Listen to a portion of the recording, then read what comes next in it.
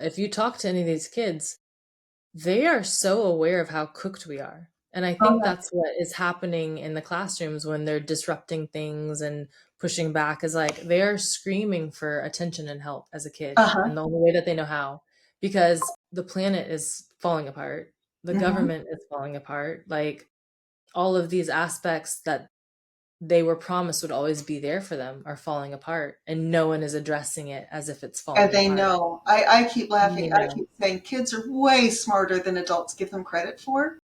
They'll live up to what you expect of them. So you better be aware of what you expect because they'll Absolutely. live up to it. And if you expect them to be good, upstanding citizens that pay their bills and their taxes and grow businesses, then that's what they're going to be. If you expect them to be thugs and ratchet and ghetto, then that's what they're going to be. So, and they themselves, the kids know that they have more than that. Yeah. And I think they're having an absolutely healthy response Hmm. to a crumbling society, you Yeah, know? yeah, And that's what's really hard to own up to is like, it's easy to be like, "Oh, well, the kids are just being so disruptive." And they are because they're screaming out for help because they're terrified right now. And no one's owning the elephant in the room. And we're all pretending like it's okay when there's like so much going on that's clearly not okay and it's very scary. Then you get the teachers who are underpaid and understaffed and just like it keeps replicating ad yeah. And then nauseum. you get the crazy advice like, don't read to your kids because it gives them advantage over other kids. I'm like, where are these other kids? Bring them to my house. I'll read to them. Yeah, Yeah. I hadn't even heard of that. happily. That's I have yeah. books. Yeah. Yeah, it's a real it's what's that game? Pick up sticks. It's where Hmm. you try to pick up one and then it's connected to another so you can't move that Yeah, one yet yeah. and that's kind of what it is and it's like I don't know if you read any Octavia Spencer, but Parable of the Sower is a book that takes place actually around this time and she wrote it back in the 60s, which is just like Is this the same my Octavia Spencer that's the actress?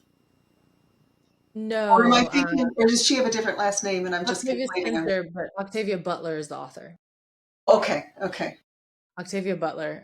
Pardon me if I said Spencer. Yeah, Octavia Spencer is the actress. Octavia E. Butler is the author, and she wrote several books. She's a prolific author, and one of them is called Parable of the Sower, and it's basically if you combine Brave New World, 1984, Handmaid's Tale, and like one other parable right now, and that's Parable of the Sower.